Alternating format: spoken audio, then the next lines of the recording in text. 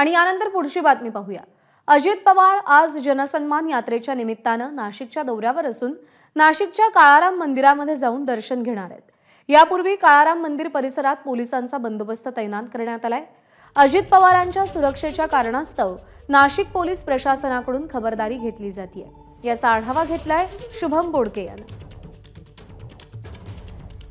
उपमुख्यमंत्री अजित पवार हे आज नाशिक दौऱ्यावर आहेत। जनसन्मान यात्रेच्या निमित्तानं 4 दिवसीय अजित पवार यांचा नाशिक जिल्हा दौरा असणार आहे। या दौऱ्याच्या निमित्तानं आजपासून जनसन्मान यात्रेच्या निमित्तानं अजित पवार यांच्यासह अनेक पदाधिकारी देखील नाशिकमध्ये दाखल झाले आहे। मात्र या दौऱ्याच्या निमित्तानं दुपारची अजित पवार हे काळाराम मंदिर या ठिकाणी देखील दर्शनासाठी येणार आहेत। आपण जर बघतोय काळाराम मंदिर या ठिकाणी आता श्वान पथक असेल, बॉम्ब शोध पथक असेल, हे देखील या ठिकाणी दाखल झाले। सुरक्षेच्या दृष्टीने प्रशासनाच्या माध्यमातून दौऱ्याच्या निमित्ताने संपूर्ण या ठिकाणी आहे ती काळजी घेतली जाते। आपल्यासोबत या काळाराम मंदिराचे पुजारी महंत सुधीरदास आहेत।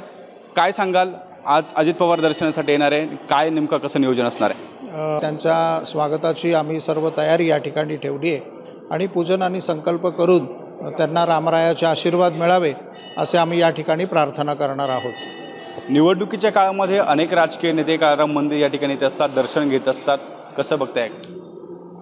मंदिर सर्वांना खुलं आहे।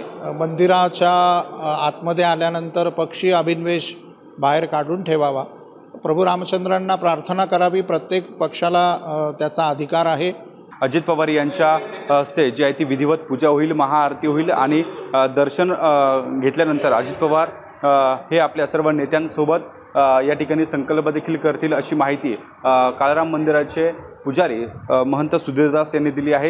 येणाऱ्या काळामध्ये निवडणुका देखील आहेत, मात्र या निवडणुकीच्या काळामध्ये हा जो अजित पवारांचा दौरा आहे तो देखील आता महत्त्वाचा मानला जाणार आहे।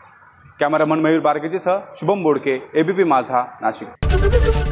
एबीपी माझा, उघडा डोळे बघा नीट।